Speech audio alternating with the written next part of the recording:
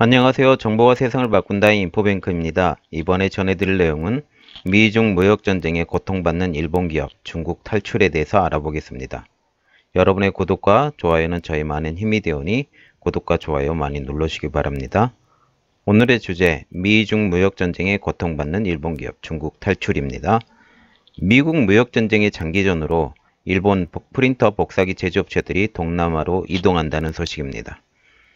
중국에서 옮기는 대표적인 일본 기업을 알아보겠는데요. 어떤 기업인지 알아보겠습니다.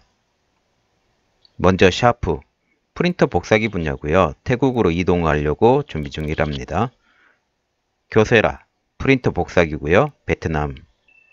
카시오, 시계 계산기 분야고요.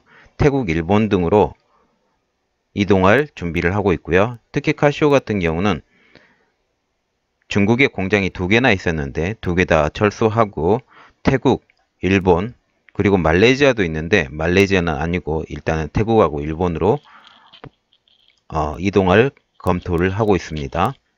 파나소닉 디지털 카메라고요. 아직 생산 거점은 없는데 곧 이동할 예정이라고 합니다. 아식스 신발하고 의류 분야인데요. 베트남으로 이전하려고 합니다. 지금 거의 모든이라고 말해도 되겠죠. 거의 모든 다국적 기업과 중국 기업들이 엑소더스 하려고 준비 중이고 있습니다. 거기에 있어서는 지금 관세 전쟁이 얼마나까지 끝날 수 있는지 지금 상황을 보고 있는데 지금 G20 회담이 곧 열리거든요. 그 곧 열리고 난 다음에 이게 만약 어그러졌을 때는 그대로 관세가 25% 올라가고 25% 올라가게 되면 중국에서 벗어나는 기업이 지금 생각보다 많아질 수 있다라고 우리가 예상을 할 수 있습니다. 이 결과를 우리가 보고 결과를 제가 바로 또 올려드리겠습니다. 니온 게이자의 신문에 의하면 복합기 제조사인 샤프는 올여름 이후 중국 장수성 공장의 미국 수출 제품 생산을 태국 공장으로 이전하기로 방침을 정했다고 이렇게 알려졌습니다. 그러면 자세히 들어가 보겠습니다. 첫 번째 샤프라는 회사를 들어가 보겠고요.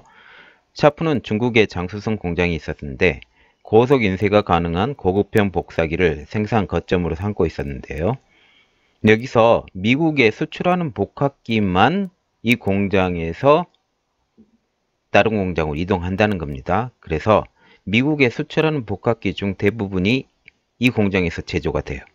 이 공장이 제조가 된 것을 태국 공장으로 이동하는데 그 나머지 부분은 미국 공장이 미국으로 수출된 아닌 것은 그대로 놔두고 미국으로 수출되는 것만 태국 공장으로 이동한다는 것입니다. 그래서 여기서 이관하는 복합기 수량은 10만 대고요. 연간 10만 대. 그러면 연간 세계 판매량의 20%. 그러면 연간 세계 판매량은 샤프는 얼마나 되겠어요? 50만 대 중에 20만 대를 생산량을 태국 공장으로 이동한다는 것입니다. 그래서 샤프에서 복합기 관련 사업의 매출 비중은요. 샤프 전체의 10%가 되고요. 이것이 샤프에게는 되게 큰 핵심 사업이 되는 것입니다. 그리고 샤프가 탈중국을 하려고 하는 가장 큰 이유는요.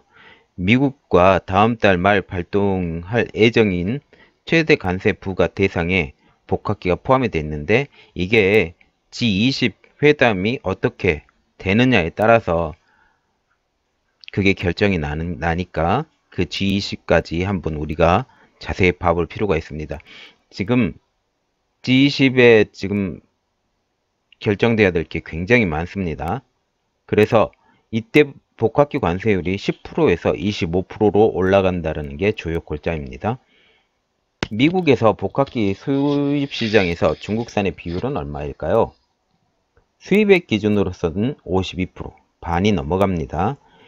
굉장히 큰 핵심 사업이고요. 그래서 대부분의 복합기들은 중국에서 거의 2개가 팔리면 1대가 중국에서 온다고 생각하면 아주 정확합니다. 여기도 복합기인데요. 교세라에 대해서 한번 알아보겠습니다. 이것은 중국 광저우와 베트남 북부 두 곳을 거점으로 사용하고 있는데요. 중국 공장을 베트남으로 이전한다라는 그런 내용입니다. 여기서도 마찬가지로 미국 수출 제품만 베트남으로 넘어가는 거고 나머지 수출 제품은 그대로 중국 광저우로 남아있다라는 그 말입니다. 세 번째, 리코. 전 세계 레이저 복합기의 1위고요. 리코 하면 우리가 생각나는 기업 하나 있죠. 신도리코.